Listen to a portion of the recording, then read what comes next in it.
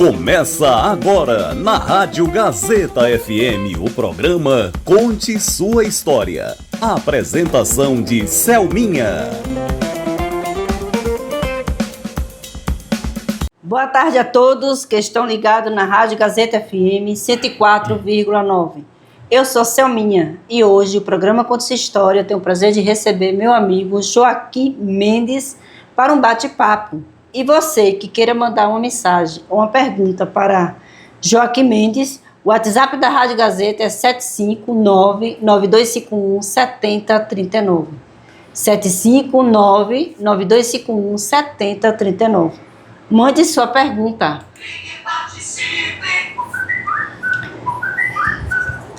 Boa tarde, Joaquim.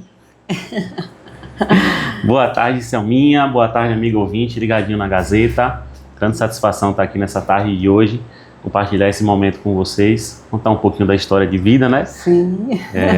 E eu gostei aí dessa interação. Será que vai ter gente para interagir com a gente? Vai ter gente curioso para saber de alguma coisa da minha vida, mas enfim, né? Vamos ver quem é que está ligadinho aí no programa, né? Para fazer interações com a gente. E é uma satisfação muito enorme, né? Eu que, quando atuava na prefeitura, estava sempre na rádio e nunca mais tinha vindo. Então, estar aqui presente é um motivo de alegria, né? Voltar a falar com o povo, né? Minha voz chegar nos 4 cantos do município. Então, muito obrigado pelo convite. Valeu, Joaquim. Então, Joaquim, conte sua história. Gente do céu, contar a história de vida. Eu, ao longo dos 36 anos de vida, puxar cada detalhezinho é um filme, né, que passa na cabeça. Como a música no início do programa já fala, né, conta sua história com amor, com carinho, com leveza. E a vida, eu acho que praticamente ninguém tem a vida só com carinho, amor e leveza, né? Verdade. Tem uns fardos difíceis que a gente carrega, que é pra gente se fortalecer ao longo da vida. Se fosse tudo fácil, fosse tudo mil maravilhas, a gente não seria forte para vencer e superar um dia após o outro, né? Verdade. Você colocou lá no card, na hora que fez o card, aí colocou Joaquim Mendes, né? Aí um amigo meu, visualizando ali no Instagram, já olhou: Joaquim, o que é isso? Assumiu o nome Joaquim e tal. Então, assim, muitas pessoas me conhecem mais pelo nome de Kim, né? Popularmente chamado desde criança, né? Pelo não ser o Joaquim. Se fosse Joaquim, talvez tivesse persuadido até hoje, mas Joaquim, né, de fato não é o meu nome. Algumas pessoas me chamam de Joaquim, a maioria chama de Kim, como de fato é, né? Mas para quem me conhece ao pé da letra, né? E para quem tá ouvindo aí, o nome é Joaquiniano Santiago Mendes. Então, Joaquiniano Santiago Mendes parte aí da ideia do meu pai, que minha mãe não queria que ele colocasse o nome Neto, né? Então, o meu avô era Joaquim, né? Meu avô era Joaquim e minha mãe não queria que tivesse nome Neto. Já tinha outro Joaquim Neto na família e tal, então ela não queria aquilo, né? Aí quando meu pai foi me registrar lá, colocou Joaquiniano. Por que o Joaquiniano? É uma história engraçada. O Joaquiniano vem de Joaquim do meio do ano. Olha. Na cabeça do meu pai, eu nasci no meio do ano, no finalzinho de junho, então a gente meando o ano ali.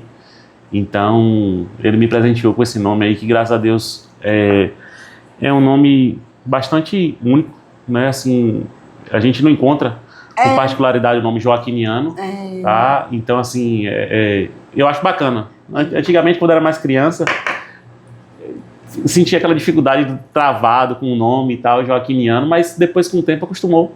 Né? Hoje eu percebo a grandeza que é o nome dele ter escolhido isso, o significado que tinha do nome para ele, e o significado que a gente dá na vida vem da família da gente, né? Então, falando já de nascimento, né? Como nasci no meio do ano, eu sou de 22 de junho de 1989, né? Esse ano eu vou estar aí completando, fé em Deus, né? Daqui a 4 meses, 37 anos, tá? Então hoje eu tenho 36, em breve completando 37, né? Sou filho de Manuel Lima Mendes, popularmente conhecido como Zozola, né? Zozola da Barragem, de Maria Lúbia Cordeiro Santiago, né? Lúbia trabalhava antigamente no Clube de Campo Mandacaru, né? E atuou recentemente ela era vice-diretora na Escola Santa Mônica, né? Escola Santa Mônica que é de minha irmã. Então, os papéis fundamentais para minha vida são meus pais, aí, meus alicerces, né? Que sem uma família bem estruturada, uma base bem formada, para a gente formar cidadãos de bem, fica mais difícil. Então, eu dou graças a Deus ter tido, né? Os pais que tive, né? Meu pai não está mais aqui, mas minha mãe está presente ainda, continua sendo um alicerce na minha vida, que isso é de extrema importância, né? Isso. E dentro dos processos que é para contar a história de vida, de quando criança, eu tive muitos problemas quando criança, né? Graças a Deus, hoje superados, mas quando criança eu sofri muito, né?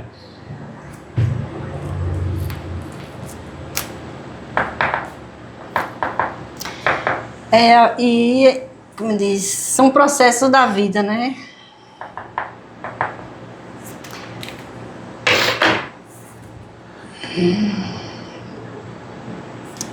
E só tem você como irmão? Você só tem... É filho único? No casamento dos meus pais, eu sou filho único.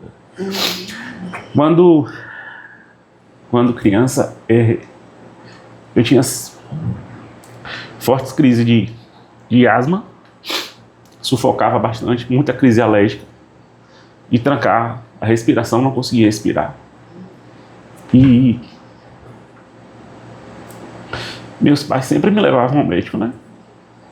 Sempre aquela preocupação comigo e a superação começa daí, né? Quando você é criança, começa a ter os problemas de saúde, parece bobo, mas... Não. Cada um sabe o seu, né? A sua importância, né? Vai ali e vai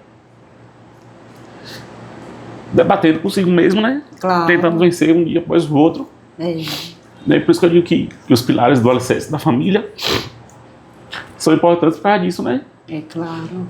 Meus pais sempre lutaram pela minha saúde e eu graças a Deus, estou aqui hoje compartilhando com vocês porque eles fizeram o que fizeram por mim.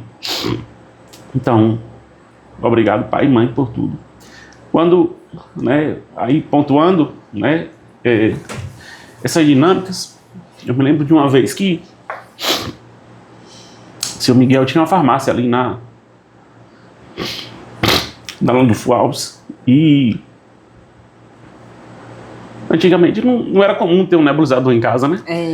Hoje a gente chega na farmácia ali, um preço bem acessível, você pega o cartão, você parcela para não sei quantas vezes. Isso. Mas há 35 anos atrás, era no hospital, numa farmácia, e olha lá a farmácia que tinha, porque era um aparelho, né, caro. Caro, era raro, né? Não era muito acessível para todo mundo naquela época. Uma certa feita, bem criança, eu me lembro desse fato. Foi um dia muito agonizante para mim e isso não me falha da memória, né? Mas... onde eu fui lá e depois que eu tomei a nebulização que eu fui, sabe? Melhorar de fato, conseguir respirar de volta. Você assim quando você tá pra morrer, que você sente a morte chegando ali, foi a situação que eu tive. Não lembro se eu tinha 3 ou 4 anos, mas aquela angústia do momento, e depois eu estando ali e conseguindo respirar normal, depois da nebulização. E aí, tempos depois, eu sei que maiorzinho assim, eu já tinha 5, 6 anos, o pai deu um jeito e comprou um nebulizador para ter em casa, para poder eu não sofrer dessa necessidade, porque foi coisa de madrugada. A gente foi acordar seu Miguel desesperado, ele morava ali em cima da farmácia, foi acordar ele para poder dar o socorro. Então, assim, foi um dia da minha infância ali que marcou bastante, né? A gente fala assim, de um momento difícil, mas como toda criança, graças a Deus, eu tive uma infância fenomenal de aprendizado, de cuidado de ir para a roça com meu pai, né? E como era aqui em criança?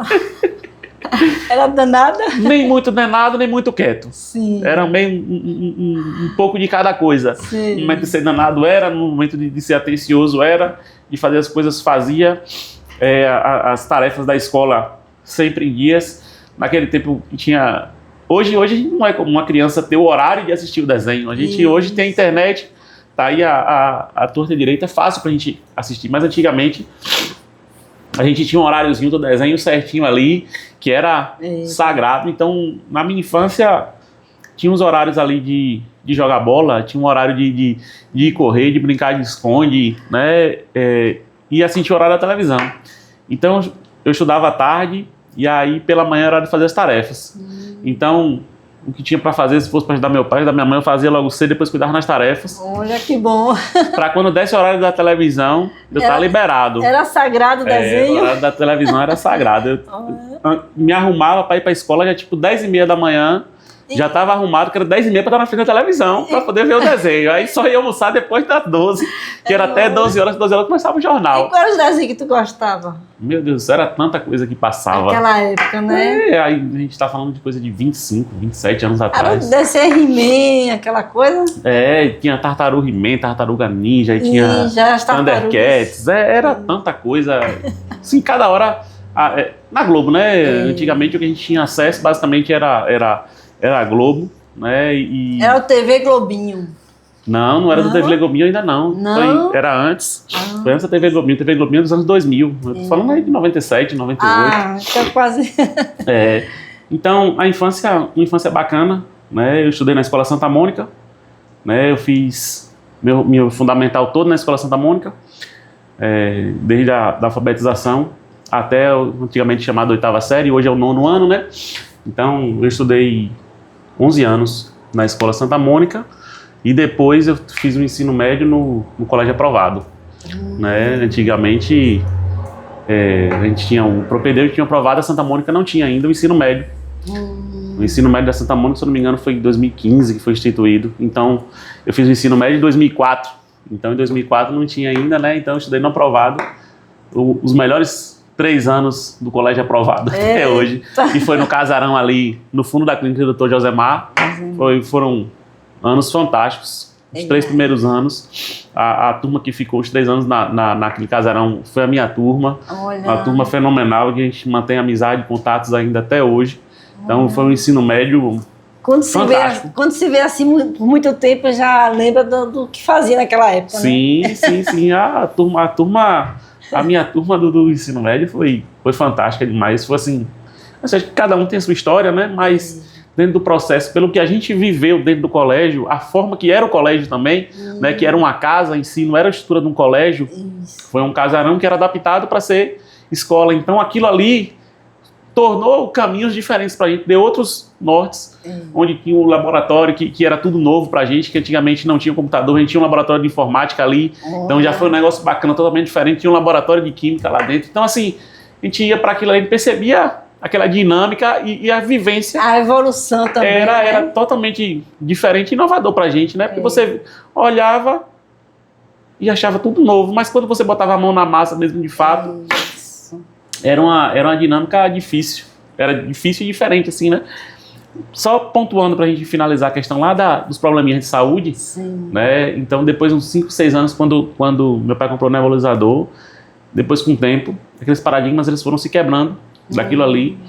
E em um dos médicos que rotineiramente eu fui, ele falou com meus pais para me colocar na natação. Olha. Coloca o menino na natação, vai ajudar ele. Com 10 anos... eu entrei na natação.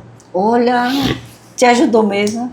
Foi o que me curou. Eita! Eu fiz 2 anos de natação na ABB, né? E esses 2 anos eles foram fundamentais para curar a minha asma. Fortaleceu o pulmão, né? Digamos que fortaleceu o pulmão, o medo que existia. O medo. Né? Os problemas que eu tinha internamente, eles foram superados com aquilo ali, com aquele desafio da natação. Porque, querendo ou não, quando eu não tinha o contato de nadar e tal, não sabia nadar, não tinha esse contato, né? E quando eu fui fazer as aulas, eu comecei com o tempo, que melhorou foi assim, fantástico. Então, graças a Deus, as crises que eu sofria... Aí passou quanto tempo na natação? 2 anos. 2 anos. Eu fiz 2 anos de natação. Porra, Fazia 2 dias na semana as aulas de natação. E depois desse período aí, graças a Deus... E você praticou outros esportes, além da natação? Não, eu sempre brinquei de bola, né? A bicicleta, sempre tive bicicleta e tal. Mas prática de esporte mesmo, assim, fidedigno, era só mesmo a natação que eu fazia aula e o futebol que eu sempre jogava com meus primos, os meninos na escola e tal. Então, era coisa de criança mesmo, era as atividades que fazia. Depois de adulto que a gente vai, pratica o futebol, hoje pratica futebol, academia. E o que mais te marcou na tua infância, assim, que tu tem uma lembrança boa, assim? Olha, tem muita memória positiva dentro da infância. Toda a trajetória que eu vivi dentro da escola, ela foi extremamente importante. Que eu percebo dentro do padrão das escolas que a gente tem hoje na cidade, que não são como antigamente era. Sim. O trabalho que era desenvolvido dentro da Santa Mônica, a forma que a gente tinha para brincar e tudo. A Santa Mônica antigamente tinha um campão de areia dentro da Santa Mônica, né? E tinham vários brinquedos, de fato, brinquedos mesmo. Sei. Que hoje a gente não tem esses brinquedos, que às vezes geram um acidente e tal. Naquela época, de vez em quando, tinha um que batia a testa, tinha um que apertava o dedo, sabe? Então tinha esses... E aí, com o tempo, foi se tirando isso pelos perigos. O pai com medo e tal. Mas na minha época foi extremamente divertido. Toda a infância escolar foi extremamente divertida, porque a gente tinha um horário ali de intervalo grande, a gente brincava, se divertia bastante e não existia o celular. Então existia uma diferença muito grande para as crianças de hoje, que era justamente esse ponto do celular. Então a gente ia para a escola, não tinha o caso do celular, o horário que era a TV já tinha assistido, que tinha sido de manhã, então de tarde só tinha ali que estudar e tinha horário do intervalo para brincar. Então assim, era extremamente gostoso estar ali, divertido. E o que sempre eu gostava ali da escola também, todos os trabalhos que eram desenvolvidos, os trabalhos lúdicos de festa de São João, das gostava formaturas. de quadrilha, era? Gostava da quadrilha demais, tinha dança portuguesa. Eu adorava quando a minha turma fazia a dança portuguesa, eu fiz umas 2 ou 3 vezes a dança portuguesa. Ah, que massa! E assim, foi muito, muito marcante aquilo ali, aquela parte. Porque assim, a gente não tem um contato, a gente não tem, em Riachão, a gente não tem aula de dança na escola. Se você quer fazer aula de dança, você faz fora, né? Tem um street dance, tem um balé para as meninas e tal. Então, a aula de dança, né, tem um pessoal que tem um projeto também, né, que eu esqueci o nome do projeto agora. Tem um projeto na cidade de dança, não é isso? Isso. Mas vamos lá. Então, nas escolas não tem aula de dança especificamente, né? Então, assim, quando tinha o período de São João, era uma coisa diferente. Então, pra gente, naquela época, tá ali, sair da rotina da aula e ir pra dança, era magnífico. Por quê? Porque a gente brincava, a gente ia pra escola, além do aprendizado que, na teoria, o aprender era, de fato, escrever e tal, fazer atividade, era o professor falando. Ir pra dança era a parte bacana, porque a gente tinha uma distração a mais, além do recreio, do intervalo. Então, naquela época, isso mudava o jogo demais. E o interessante é que tinha uns coleguinhas que eram tímidos, eu não vou dançar, não sei o quê. E ficava porque eu não quero dançar, porque eu não vou dançar. E tinha uns que não queriam participar de fato. E hoje eu percebo, né, o reflexo disso no comportamento da pessoa hoje. Essa timidez que não conseguiu quebrar lá atrás, hoje eu percebo colegas que tinham, né, não vou citar nome de colegas que não participavam de dança, mas que até hoje, dentro do lado profissional, tem o problema de comunicação justamente por causa dessa timidez criada lá atrás. Então, é importante, a dança é uma inclusão social, né? Com certeza. Socializa a criança. Como eu falei do projeto aqui, dentro de um processo, você tem um projeto de dança. Tem muitas crianças que vão naquele projeto ali e começam a ganhar a vida até a partir daquilo ali. Claro. Por exemplo, hoje na escola, na Santa Mônica, né? Tem vários projetos de dança, né?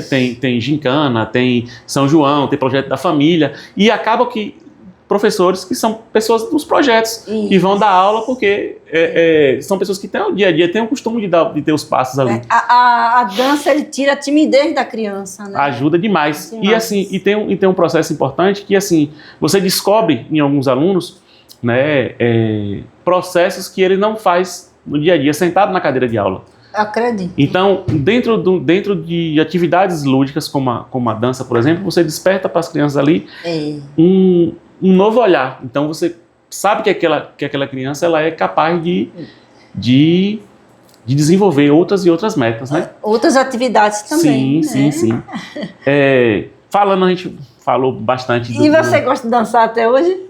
Danço, mas não é igual a dança, dizer assim, fazer quadrilha e tal. Quando tem um forró, alguma coisa assim, a gente vai, porque o forró tá na raiz do nordestino da gente. Então não dá pra fugir. É 1 hora de programa, né? Sim. A gente já é 4h25. Sim. Daqui a pouco a gente tá na infância ainda. Quando chegar na adolescência, parte adulta, tem coisa pra contar com eu quero ouvir tudo, quero saber de tudo. Daqui a pouco dá o horário de encerrar o programa e não concluiu tudo. Deus do céu. Sim. Então, assim, graças a Deus, a minha educação foi educação de primeira. Agradeço muito aos meus pais, agradeço a todos os meus professores que participaram do processo. Né? Hoje eu tenho professores que são meus amigos, né, homens, né? Todo mundo homem, e a gente entende aquilo ali. Ainda mais que depois que eu saí do colégio, eu me tornei professor. E na sua adolescência, você também gostava de fazer mais o que assim, na adolescência? Quando eu comecei a adolescência, além da escola, porque com a escola me tomava bastante tempo. Né? Então, eu ajudava meu pai na fazenda, pela manhã, e estudava à tarde e à noite. Então, não tinha mais tempo livre para brincadeira. Então, assim, tinha as atividades da escola, os dias que tinha as atividades de educação física na escola, né, pela manhã, e à tarde, quando pegava a tarde e à noite, era estudo, porque eu estudava de tarde, quando chegava da escola, era mais estudo. Não tinha como fugir do estudo à tarde, porque minhas manhãs já eram ocupadas com as tarefas. Entendi. Então, assim, o ensino médio já foi mais focado em estudo para poder preparação mesmo para o futuro. E assim, logo quando eu saí da escola, eu comecei a dar aula, né? Foi? Então saí do aprovado e no ano subsequente eu fui dar aula na Santa Mônica. Então eu sou cria da Santa Mônica. Da Santa Mônica. Então eu estudei 11 anos na Santa Mônica, fui aluno 11 anos e fui professor por 14 anos na Santa Mônica. Puxa, que matéria você gostava de ensinar? A área de exatas. Sempre trabalhei com a área de exatas. Ué, que legal. Matemática, química, física. Então sempre trabalhei com essas disciplinas. E você gostava de ser professor? Gostava não, eu gosto. Eu ainda continuo sendo. Não estou em sala de aula, mas eu digo que o ensinar está junto a mim e continua com esse legado. Né? Por que continua com esse legado? Sim. Porque hoje eu tenho 2 farmácias na cidade, né? Já pulando as etapas, mas pontual porque o professor tem 2 farmácias na cidade e a maioria das pessoas que trabalham comigo hoje estão aprendendo dentro do processo. Não são pessoas que já tinham experiência. Então hoje o pessoal que trabalha comigo, a maior parte dos meus funcionários começaram sem ter o entendimento de frente de loja. Então hoje... Na prática foi que eles foram na se prática adaptando. lá comigo, com a farmacêutica. Então a educação em si acaba perpetuando. Olha como influencia no futuro, né? Sim. Isso. Então assim, eu dei aula, eu estive na escola até julho de 2024, né? 2024, 2023. Né? Eu dei aula até julho de 2023, foi quando eu me afastei da escola. E de lá para cá foi quando eu decidi abrir a primeira farmácia. Ano passado abri a segunda. Mas antes da farmácia tem toda uma parte, né? Porque a gente vai falando de uma coisa, vai puxando para outra. Mas ficou uma brechazinha aí, e que foi quando eu entrei na faculdade, né? Sim. Então, aguenta um pouquinho aí, que bebe uma água, que eu vou ler uma mensagem do ouvinte. Cal mandou mensagem para você, o nome dele é Cal. Ele fala assim: Grande Kim, cara guerreiro, a galera do Dominó está na sua escuta, meu amigo. Valeu, Cal, garoto. Você gosta de dominó, né? A gente tem um grupo de dominó aí toda segunda-feira aí que é um gato doido. Cal mesmo não foi segunda-feira correndo dos gatos. Olha. Então, ouvinte, você que queira mandar uma mensagem para Joaquim Mendes, né, conhecido como Kim, o WhatsApp da Rádio Gazeta é 75992517039. 75992517039. Mande sua pergunta.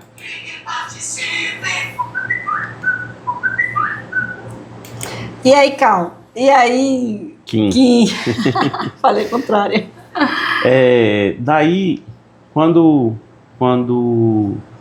estava nos processos de estudo ali, eu comecei a fazer a faculdade, né, para engenharia civil. Né, como eu gostava muito da área de exatas, né, eu sempre gostei ali da parte onde envolvia química, física, biologia e matemática. Olha. A minha identidade dentro dos estudos sempre foi ligada a essa parte. Né? Então, por ter essa identidade, foi um dos campos que eu optei para fazer. Na época, eu testei vestibular para farmácia, não fui aprovada e depois eu consegui uma bolsa para cursar engenharia. Aí foi o que eu fui fazer. Né? Então, e desde criança você gostava, já pensava desde criança, eu tinha ligação, eu falava de ser médico pediatra. Minha vontade era ser médico pediatra, porque eu gostava muito, sempre gostei muito de criança. Sim. Desde criança eu já gostava de criança, assim, o contato de bebê e tal, sempre pegava. Sim. Né? Então eu tinha esse lado, essa tendência para a saúde, né? E eu tinha essa parte da engenharia, veio muito porque eu desmontava tudo. Meus brinquedos, eu desmontava tudo. Eu tinha jogo de chave, eu desmontava os brinquedos tudo para depois ficar montando de novo. Então era uma coisa que era legal também. Eu tinha uns carrinhos que já era próprio para montar. Eu sempre gostava disso. Os bonecos tinham os parafusos, eu saía tirando tudo, mesmo? limpava, Eita. sujava, desmontava. Então assim, sempre gostei disso. Tinha a caixinha das ferramentas lá separadinha com os parafusos, era para encaixar e montar. Então assim, a vertente que eu decidi ir, né, era uma dessas duas áreas. E daí eu estudei em feira, né? Dentro do processo eu trabalhava aqui em Riachão, né? Trabalhei aqui e à noite saía, pegava o carro na minha época era 5h30, o ônibus saía 5h30 de Riachão, então eu trabalhava até 5h30, me mandava para a faculdade. Você fez faculdade aonde? Hoje é o NEX, antigamente era a FTC, chamada FTC, né? Faculdade de Tecnologia e Ciências. E chegava lá no horário certinho, era 1h15, o ônibus estava, já deixava os colegas na UFS, passava na FAM, depois FAT, para depois ir para a FTC, era a última. E eu chegava 7h75 todo dia, 7h75, 7h10 mais tardado, tinha que chegava antes ainda do horário. E depois chegava em casa meia-noite, meia-noite e 15, por aí. É mole, era uma história, né? Assim, tinha dia que não dava vontade nem de ir, né? Acontecia de dizer assim, não, hoje eu nem vou. Né? Você conseguir as coisas na vida é difícil. Não é fácil você... Hoje a gente tem uma faculdade dentro da cidade que ajuda bastante. Né? Mas antigamente o estudo só era fora, então ou você ia para morar ou você fazia esse movimento pendular e tá indo todo dia para estudar. Então, graças a Deus, foi difícil, foram 5 anos bem árduos, mas graças a Deus venci e hoje colho os frutos do processo, né? Então, falando da minha formação profissional, né, eu sou engenheiro civil, né? E quando me formei, sim, né, quando me formei, você sai da escola, você fica naquele âmbito de fazer o que você... que você escolheu, né? Que você tá ali, eu cursei engenharia, eu não vou ficar mais dando aula, né? Então, minha irmã era dona da escola, é dona da escola, eu trabalhava para ela e trabalhava no final do meu curso, né? Tinha que fazer os estágios. Sim. Então, no último ano e meio do meu curso, eu comecei a fazer o estágio. Então, eu estagiava em Coité, eu fiz uma obra, os ouvintes aí alguns devem conhecer, as casas populares na saída para Retirolândia, em Foi Coité. você que fez aquela... Eu era estagiário na época, né? Eu não era como engenheiro, mas era estagiário Mas da acompanhou, obra. né? De qualquer forma. Então, assim, peguei ali no início e saí na conclusão da obra. Só não tinha tirado só os acabamentos. Quando eu saí de lá, só faltava fazer acho que só pintura da praça Sei. e tal, mas a parte dos apartamentos já estavam todos prontos. Pronto. Então, assim, eu fiquei, tipo, depois que eu saí, demorou mais 45, 60 dias de obra, mas, tipo, tinha 20 pessoas só para fazer conclusão. A obra chegou a ter 380 pessoas, então eu Poxa. saí já no finalzinho mesmo. Entrei no iniciozinho, fui sair no É uma final. sensação boa, né? E aí, quando eu saí, foi quando eu peguei o diploma, né? Que eu não podia mais ficar, eu era estagiário, já estava formado, então não podia mais continuar. É claro. E aí, depois que eu peguei o diploma, com 30 dias, apareceu menos de 30. Com 30 dias eu já viajei. Então, com 15 dias, ali 10 dias, apareceu a proposta para ir trabalhar no Rio, Sim. né? No Rio de Janeiro. E aí eu me mandei. Então, depois daí eu passei, quando me formei, foi a melhor escola que eu tive, foi porque eu fiquei longe da casa dos meus pais, né? Sim. Na época eu não tinha mais meu pai vivo, mas eu tinha, no caso, né, dentro da casa da minha mãe, mas longe de casa, quando você sai do seu habitat natural ali, do seu conforto de todos os dias, que você toma as porradas que o mundo lá fora lhe dá, você aprende muito mais do que os 5 anos da faculdade. Com certeza. Então eu passei 1 ano e meio no Rio, passei 6 meses em Minas, trabalhando, e esse período aí, acho que valeu muito mais, me deu muito mais experiência do que os 5 anos que eu vivi dentro da faculdade. Então... Você morou sozinho? Não, eu não morava só, eu morava com outros colegas de trabalho. Sei. Né? Eu morava com... A gente tinha a empresa, ela alugava as casas pra gente morar e tinha 8 apartamentos alugados dentro do condomínio, aí sempre morava, tipo, cada um num quarto, outro no outro, e assim sucessivamente, né? Aí tinha os apartamentos que eram as mulheres, os apartamentos dos homens e tal. Sei. E aí tocava o bar. E...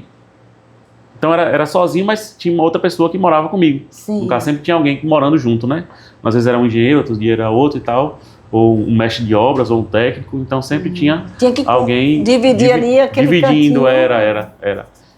Então, assim, aquela escola para mim foi fundamental para minha formação. A escola da vida. Foi a escola da vida. Então, quando eu saí de casa, que eu sabia fazer muita coisa dentro de casa, né? Minha mãe saía de casa e falava, vai ficar tal carne para fritar ali, esquenta o feijão, esquenta o arroz está cozido, tal. Então, aquilo ali foi me moldando para quando chegasse o dia, eu ter essa ciência. Então, quando eu estava lá fora, eu aprendi de fato a cozinhar, eu sabia fazer o basicão de tudo, né? Mas quando eu fui lá para fora, que eu aprendi de fato a cozinhar, meter a mão na massa, né? Então...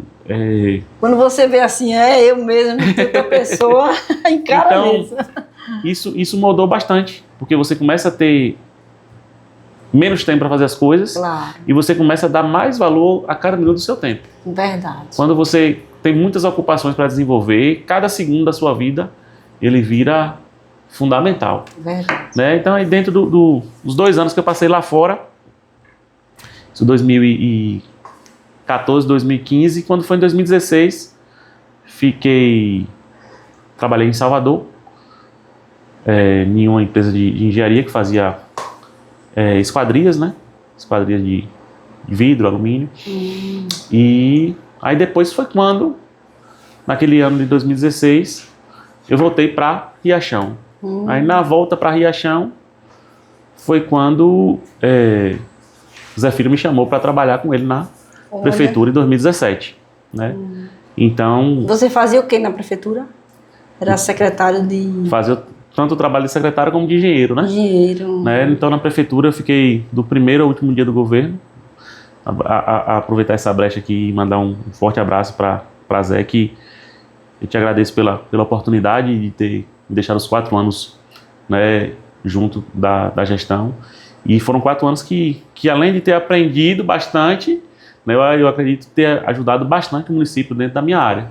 Então, o que a gente produziu aqui, sabe, cada pedra de calçamento que colocou, cada cimento que a gente levou para um lugar, uma reformazinha simples que fez, obra que concluiu. Então, esse legado que passa na vida da gente, isso é importante, que faz a gente florescer e dar significado às nossas vidas, né? Então, foram 4 anos dentro da Secretaria de Infraestrutura, onde eu era o secretário, e fazendo um papel de engenheiro, fazendo projetos, acompanhando obras, né? Então, naquela época, o que a gente calçou na cidade não está no gibi. Então, a gente fez muitas ruas, né? Foram 4 anos onde a gente fez bastante calçamento dentro do município. Então, foi um período, assim, fundamental para o meu crescimento profissional. E estava na secretaria, e aí quando eu voltei para Riachão, aí minha irmã, tem uma turma lá na escola, tu não quer dar aula não? Aí estava na secretaria e tinha uma turma, aí eu dava uma aula por dia, como eu tinha muito o tempo precioso, tinha que estar na prefeitura, aí eu ia para a prefeitura, ia 6 horas da manhã para a prefeitura, aí ficava até 7 no galpão. Aí quando dava 7h10, 7h15, saía para ir dar aula, a aula começava às 7h20, aí dava aula ali até 8h10, para voltar e agora para as tarefas de novo. Então foram anos, né, pegados, corridos bastante, né, e depois veio o processo da pandemia, né? Isso. Eu saí da prefeitura, continuei dando aula, né, e foram uns tempos que eu fiquei dando aquelas aulas online. Na pandemia foi... E onde a gente aprendeu a se ressignificar, né? A pandemia veio para moldar as coisas que a gente tem hoje, e a gente deu acesso à informação muito rápido. Por mais que todo mundo tivesse... mas que muitas pessoas tivessem celular, o uso do celular, como se tornou depois da pandemia, e o acesso aos mais jovens também ao celular, modificou o roteiro que é a vida pós-pandemia. Então, por mais que tivesse antes, em 2019, 2018, tivesse o celular, mas o acesso, como hoje toda a camada de idade tem o celular, a criança pega o celular do pai ali com mais facilidade, que antigamente não era tão fácil. E foi tudo junto, foi a evolução do celular e a pandemia. Aí o povo se adaptou mesmo fácil. E teve que ir. Hoje a gente tem todas essas dinâmicas aí, ligadas com inteligência artificial, que acabam juntando mais os processos. Então, assim, da minha profissão, basicamente, né, como eu já falei, que sou engenheiro civil, né, passei algum tempo fora, né, morando no Rio de Janeiro, em Minas Gerais, em Salvador, já atuei aqui dentro da cidade, né, e ainda continuo fazendo projetos, né, sempre estou na farmácia, mas sempre que aparece algum projeto de uma construção residencial, comercial, eu sempre estou fazendo para não deixar de lado a minha profissão. Então, lá em 2023, quando eu decidi sair da escola para tocar meu rumo sozinho, o que me marcou muito a questão da farmácia foi o que eu pontuei lá no início. Né? O ajudar o próximo. Por que quis montar um empreendimento? Por que montar uma farmácia? O cara é engenheiro e vai e monta uma farmácia, porque se não fosse a farmácia, talvez eu não estivesse aqui hoje, na história de vida. Pois Então, o significado que aquele momento teve na minha vida, ele foi importante para poder me deixar vivo. Claro. Então, se não tivesse aquilo ali, talvez meu pai tivesse levado para outro hospital, né, para outro local, não sei, tivesse procurado outro recurso, mas o recurso encontrado foi em uma farmácia, então aquilo marcou, sabe? Então, aquele momento, né, que fez a mudança de chave na minha vida ali, que eu percebia como que se eu não conseguisse mais viver depois daquilo ali, se eu não tivesse um recurso para mim naquele momento ali, eu não ia conseguir viver. Então, o montar a farmácia veio disso, né, de ir ajudar o próximo. Ficou uma história lá atrás para lhe dar uma força hoje para... Né? Quando eu deslumbrei montar, né, a farmácia, eu não queria montar a farmácia para concorrer com os demais. Sim. O pessoal tem seu campo, claro, lá no centro, direitinho, bonitinho. O que é que eu pontuei? As pessoas precisam da farmácia perto de si. Claro. Então, quando eu decidi sair da escola e decidi montar meu empreendimento, eu fui atrás de um imóvel para alugar que fosse longe do centro. Centro. Fazer o diferenciado. Então, eu vou para um lugar onde não tem farmácia, porque eu não vou concorrer com os demais, tá? E o público vai chegar até a farmácia. Claro. Então, graças a Deus, hoje a farmácia, ela tá, assim, dentro da cidade. Ela não é uma farmácia grande, de grande porte, mas é uma farmácia que as pessoas passam e eu tenho uma clientela muito boa, graças a Deus, porque eu tenho muita mercadoria dentro da loja, que as pessoas precisam basicamente dos remédios em si, elas encontram lá na loja, né? Então, isso para mim foi importante, que eu fui moldando a farmácia de acordo com o meu público, né? Então, por ser uma farmácia de bairro, né, a gente tem que se adaptar ao bairro. Claro. Então, hoje eu atendo pessoas que são ali Barra do Vento, Floresta Andrade, Guarapuava, aqui do Mandacaru e Maria Luísa, né? Algumas pessoas eu tenho clientes de Chapada, tem cliente de Sítio Novo, de Maraíba, pessoal de Tulete. Olha que legal. Né? Campo Alegre. Então as pessoas que passam pelas proximidades da farmácia, eles acabam passando pelo fato de ser uma saída já para ir para suas comunidades. Verdade. Então tem esse ponto que foi criado esse vínculo pela facilidade. O que acontece no centro? O pessoal está no centro e não tem onde estacionar o veículo. Então você chega na farmácia, você para na frente da farmácia, você desce rapidinho, pega seu remédio e sai. No centro, primeiro você vai procurar uma vaga. Claro. Essa mais do centro, o primeiro ponto é esse. Primeiro você vai procurar a vaga. Para quem está a pé é mais fácil. Mas para quem vem de carro, quem vem de moto, você vai procurar a vaga para depois você ir comprar. E é bem visto, né, a farmácia. Qual é o nome da farmácia? Farmácia Popular Jacuipense. Jacuipense. Aí assim, com o passar do tempo, né, eu percebi que dava para ampliar o negócio, mas onde eu tenho a estrutura que eu tenho hoje, não dava para ampliar porque o espaço é um espaço limitado, é um espaço pequeno, né, cabe o atendimento de todo os bairros que eu falei aqui tranquilamente, né, as medicações que eu tenho lá, é muito, tipo, de 50 receitas que chega, eu não consigo atender uma. Olha. Acho que basicamente a média, mais ou menos, de receitas, eu não consigo atender mais ou menos essa. Então, as receitas que vêm do hospital, dificilmente eu perco uma receita, não tenho uma medicação para atender o que está sendo passado do hospital. Quando é uma medicação muito específica, num caso que não é rotineiro, às vezes eu não consigo ter essa medicação, mas no mais, as medicações do dia a dia que são passadas, praticamente eu tenho todas dentro da farmácia. Então, o atendimento foi criado para atender a demanda que é a farmácia próxima do hospital. Então, a demanda de atender as receitas que saem do hospital e as pessoas que moram nas proximidades do bairro. Então, pensando nisso, como é que eu posso ampliar? Eu vou ampliar chegando em outro bairro. Claro. Né? Então, eu abri a segunda loja entre o centro e o Alto do Cruzeiro. Então, as pessoas que passam para ir para o centro, passam pela farmácia. Então, a farmácia é bem mais próxima do centro, mas mais próxima do bairro do Alto do Cruzeiro.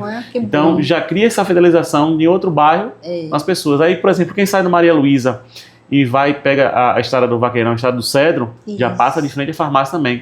Ou seja, o cliente do Maria Luísa tem a opção de comprar ou em uma loja ou na outra loja. Nos dois sentidos que ele for, pela BA ou pela estrada do Vaqueirão, ele vai passar pela farmácia. Então, a ideia de atender, volta a frisar, que foi de vinda lá de trás. Foi quando pontuei lá aquela questão lá de seu Miguelzinho, que acabou ficando aquilo ali. Então, a ideia E foi difícil montar uma farmácia? Foi. Rapaz, é difícil. Não foi, não. É difícil, porque a farmácia, ela é muito dinâmica. Sim. Né? O mercado todo dia lança novos medicamentos, a gente tem que se adaptar a isso aí. Esse mercado, os preços, eles são muito variáveis. Hoje o preço do remédio está tal, amanhã já está tal. Você tem que ir buscando aquilo ali. Então, você não pode parar, você tem que acompanhar o mercado. Então, aí, como a gente falou da tecnologia, pós-pandemia, em praticamente todas as áreas, essa mudança repentina aconteceu também dentro da farmácia. Então, você tem que estar se moldando dentro do que o mercado exige. Então, a gente tem que estar preparado para aquilo ali. Então, não é que foi difícil ou foi fácil.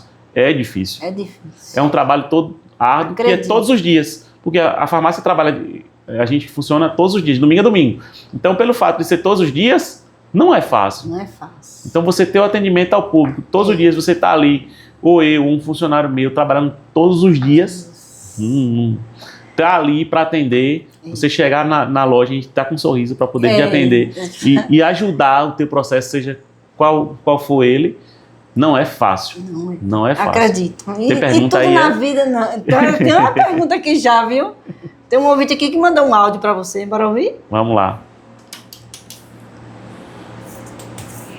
Boa tarde, Selminha. Boa tarde, grande Kim. Posso falar assim, grande Kim. Selminha, aos ouvintes aí.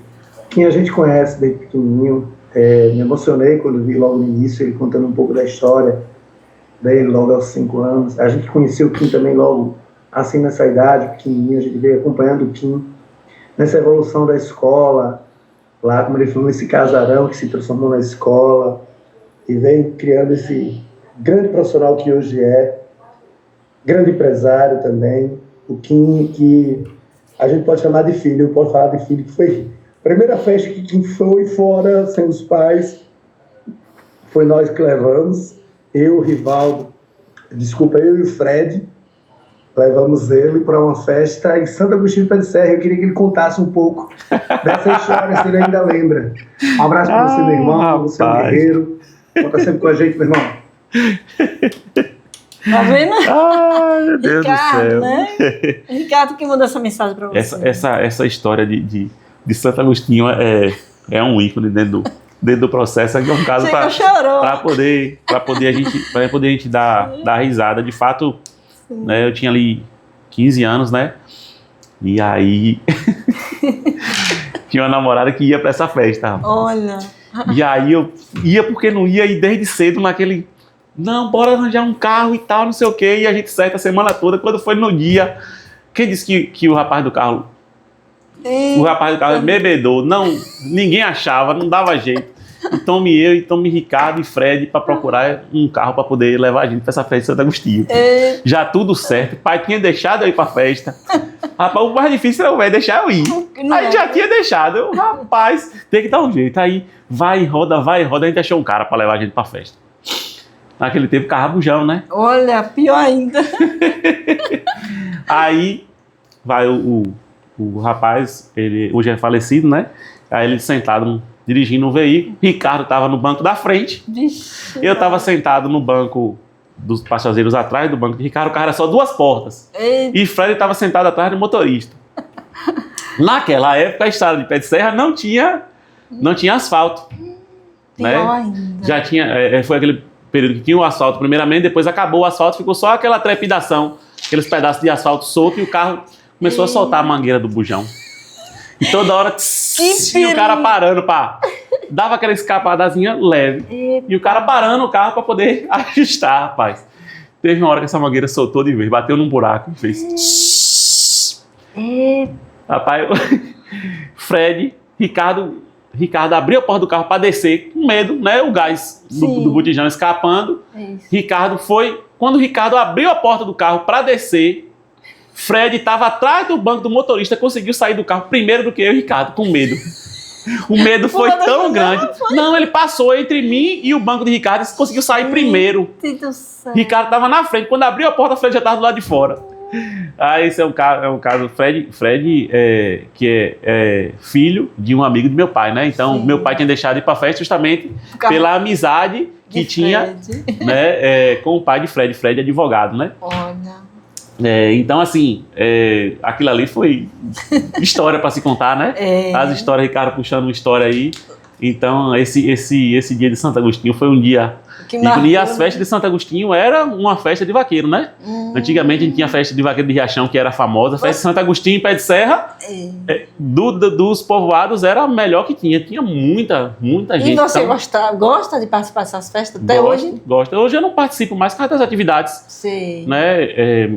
Minha fazenda é em Pé de Serra hoje, então para poder estar movimentando com cavalo, né, para cima e para baixo é mais complicado, mas eu sempre fui de participar de festa de vaqueiro. Eu não sou que nem os meninos que montam hoje todo dia, tal, mas de vez em quando eu ainda faço uma montariazinha para não perder o hábito. Na sua fazenda, né?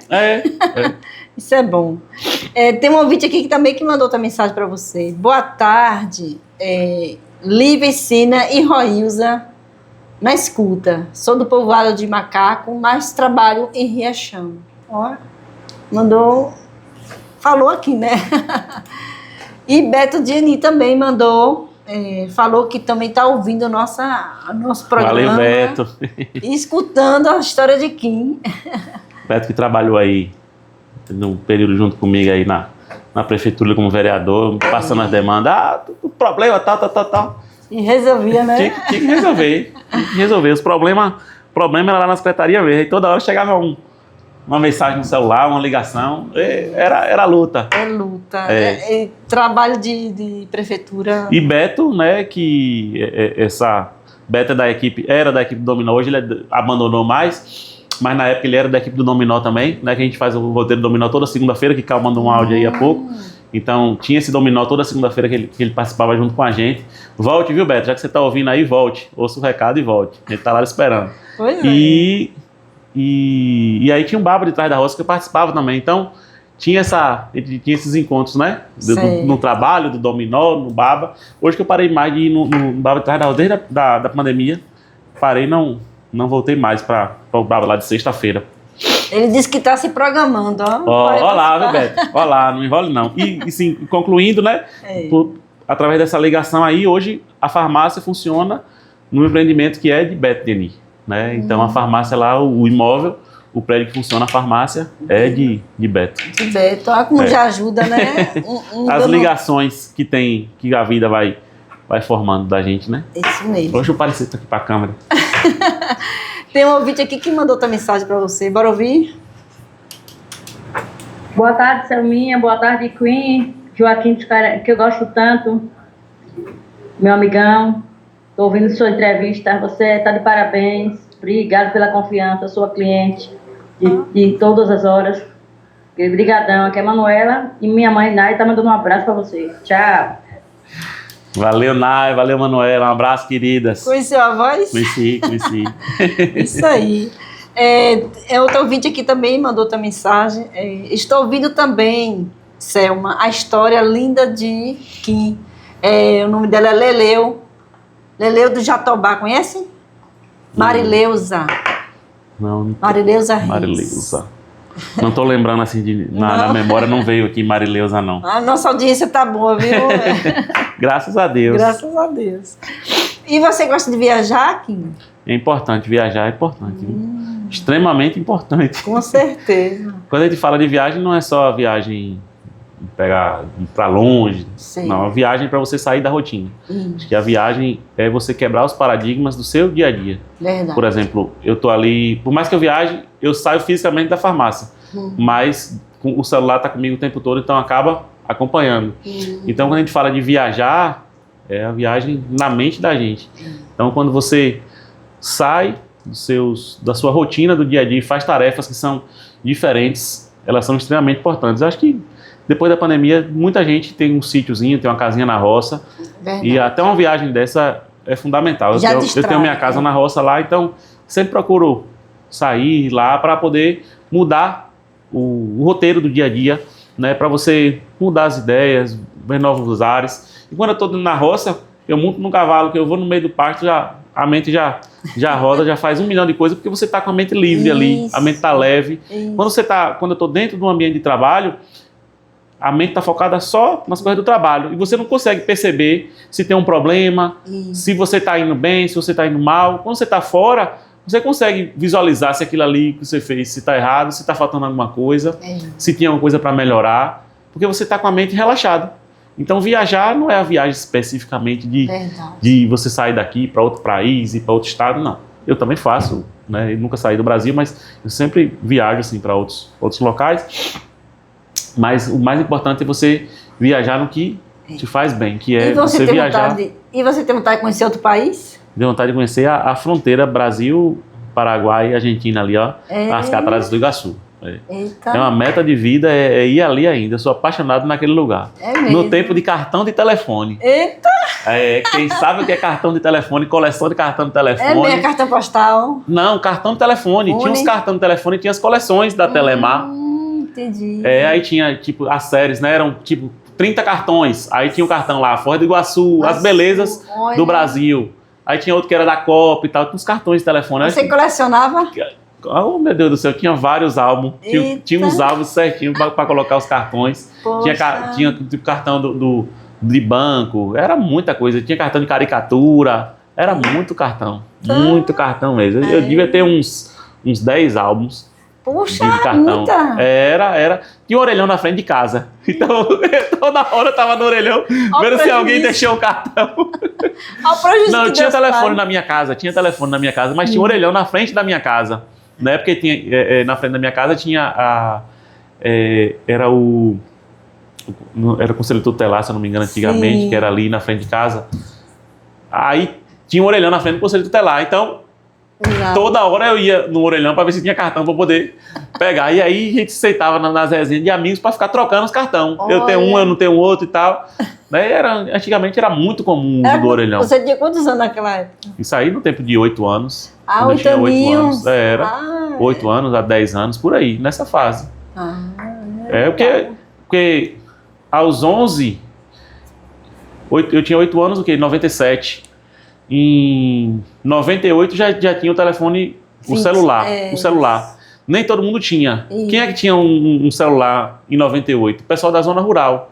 Quem tinha mais condições e tal, tinha um celular. Por quê? Porque botava aquelas antenas e o celular era um celular, mas era fixo, que tinha que estar conectado na antena, né? Estava na roça com o celular. Então, a primeira ideia na região da gente do celular foi essa, né? Nos grandes centros já tinha as antenas, então era comum ter o tijolão na cintura. Mas na região da gente era mais rural. Você tinha o celular, tipo, quem morava na roça, ter o celular para se comunicar com as outras pessoas. Então, assim, em 98 começou a ter o celular. Então, 2001, 2002 começou a ser de forma mais aberta o acesso ao celular, mais aqueles os tijolão pequenininho, né, com só o número e tal, mas começou a ter o celular em 2002 e tal. Então, quando começou a ter o celular, os orelhões começaram a cair. Então acabou a festa dos cartões telefônicos. Sempre tem uma coisa, né, que uma hora vai ficar... São fases. É que nem, por exemplo, tem gente que colecionou as moedas das Olimpíadas. Isso. Até hoje tem gente que procura certas moedas aí das Olimpíadas faltando para encaixar. Existe fase da vida, né? Mas a vida é feita de fase. Você falou de fase aí, tinha fase que eu tinha paredão no carro. Ó, já pensou? Até isso já teve? Até isso eu já tive. Eita. E tu fazia o quê assim? Tu ia pras festas? Ia pra festa, Ave Maria. Quem gostava de festa era eu. É mesmo? A gente saía, ia para as roças dos amigos e tal, chega lá, abria a mala do carro. Olha, fazendo assim, aquela festa. E tu desistiu desse mundo de paredão? Foi quando eu terminei a faculdade, e agora não tinha mais tempo. Não tinha. Acabou o tempo livre que existia para poder. Celular. É o celular. Acabou o tempo livre para poder conseguir fazer outras tarefas, sabe? Então foi quando eu fui perdendo o gosto com o paredão. Não é que na verdade não era um paredão em si, mas antigamente era a mala do carro, né? Tinha um som na mala do carro, que antigamente não tinha os paredões como tem hoje. Isso. Né? Hoje que tem os paredões em si, mas antigamente você tinha só na mala do carro. Então, há uns 13 anos, eu tinha o som na mala do carro e gostava de... Tu ia para as vaquejadas? Pra tudo. E saí de 2013 para trás, pense bem. Coisa de 13 anos, né? Por isso que é bom viver, né? Ter as histórias para contar. Talvez se eu não estivesse aqui hoje, não estava lembrando que eu tinha só na mala do carro. E hoje eu não quero. Não quer? Eu quero a mala livre para na hora que eu disser assim, eu quero viajar, encher de coisa dentro do fundo do carro e tá sossegado. Aquela sensação assim, de viajar assim, sem destino? Não, sem destino não. Assim, direto, né? Não, por exemplo, eu saio daqui, vou na roça, aí tô na roça, se a mala tivesse com sono, podia trazer alguma coisa que eu quisesse, ou levar alguma coisa pra roça. Então, tô falando nesse sentido, que antigamente a mala era toda ocupada, hoje é toda livre, pra na hora que eu quiser, tá fácil. Tá vendo? Aí a situação, tá vendo? E faz parte, né?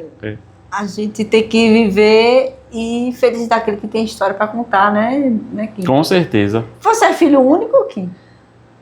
Não, eu sou do casamento dos meus pais, eu sou filho único, mas eu tenho os irmãos por parte de pai e por parte de mãe. Diferentes, né? Eu tenho irmãos por parte do meu pai, que ele era casado, né, ficou viúvo, e minha mãe era casada e se separou. Aí minha mãe tem frutos no primeiro casamento, meu pai tem frutos no primeiro casamento, mas do casamento dos meus pais eu sou filho único. Ah, sim. É bom Eu sou ser filho único com irmãos. É?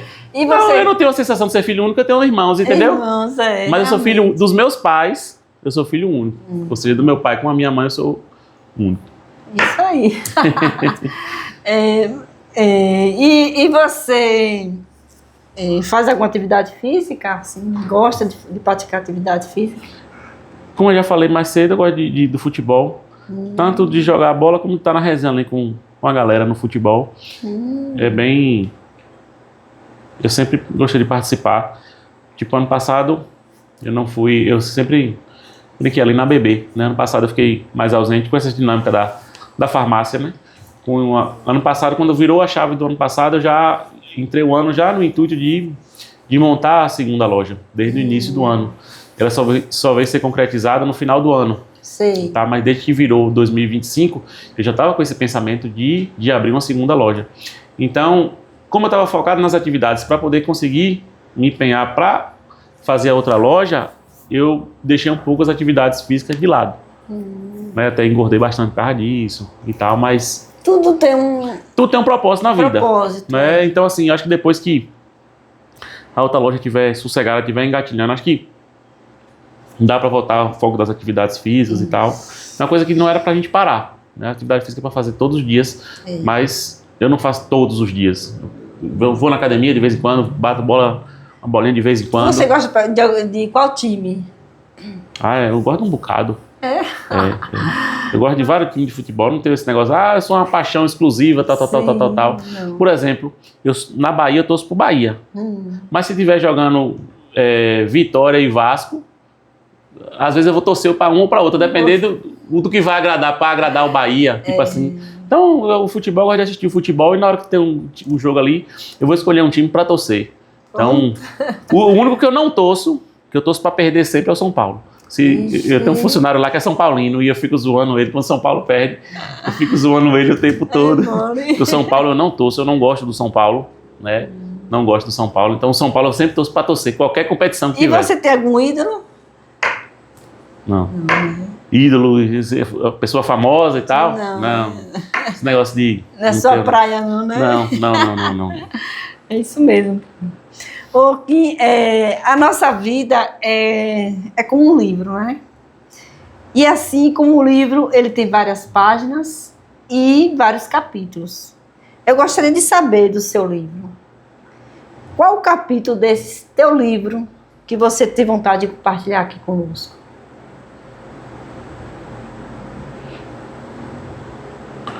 Olha, dentro das experiências, eu acho que a mais forte foi a que eu te falei mesmo.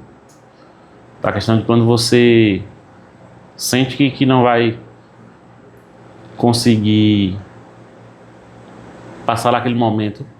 A questão de quando eu era criança ali, eu acho que uma página forte dentro da minha vida foi esse momento, quando você se sente numa situação de desespero, né? Então, os momentos difíceis da vida da gente, como eu falei logo no início da entrevista, os momentos difíceis eles servem para poder fortalecer a gente dentro do processo, tá? E então esse momento foi um momento de aprendizado onde eu tive que aprender a viver com aquilo e conseguir me superar a cada dia. Então eu acho que aquele ponto ali, acho que é um ponto chave, um ponto importante dentro do processo. É isso aí. Assim, por exemplo, eu perdi, né, eu era muito apegado aos meus avós, então eu perdi meus avós, né, eu perdi minha avó em 2003, meu avô em 2005, depois eu perdi meu pai em 2009. Então, as perdas que a gente tem na vida, elas têm que ser encaradas como parte do processo. Né?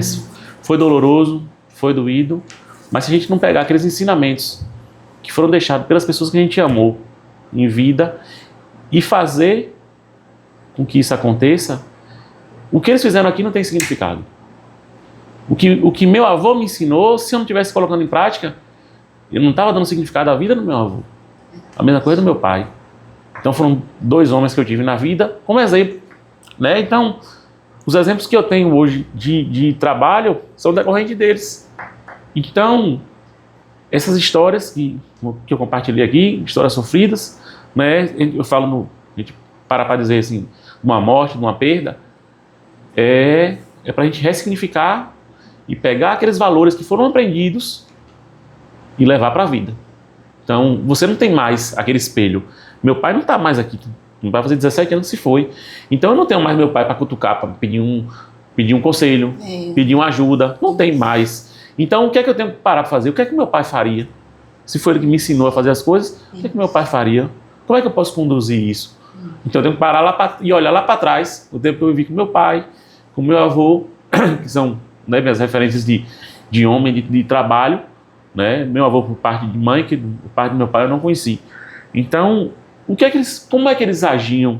De que forma que eles faziam? O que é que eu posso fazer hoje para fazer o que eles faziam e fazer até melhor? Então, o que eu construí dentro da vida hoje foi baseado nos ensinamentos que eu tive, principalmente deles. Né? Porque por mais que eu tenha minha mãe presente hoje, mas pelo fato de ser homem, eu sigo o legado de um homem. Né? Por mais que eu faça algumas coisas de conselho de minha mãe, mas eu paro para raciocinar mais coisas que foram ligadas tanto ao meu pai como ao meu avô materno, no caso, as lições de trabalho que ele deixou, as coisas que ele fez. Eu paro para olhar o que ele fez para sustentar a família que ele sustentou. É ali que é uma lição de vida. Se fosse contar a história do meu avô aqui, né, um livro, aí caberia. Então, para pontuar, né, algo importante na vida, essas lições, né, de amor, de carinho que a gente tem com as pessoas, tratar todo mundo bem. A Manuela que mandou um áudio aí, né, falando que gosta muito de mim, né, que eu atendo muito bem ela, e não é só ela, mas todo mundo eu tento tratar bem, porque é reflexivo. É claro. Se você trata mal, consequentemente você vai ser tratado mal. É claro. Então, tanto eu como meus funcionários são todos incentivados para tratar as pessoas bem. Claro.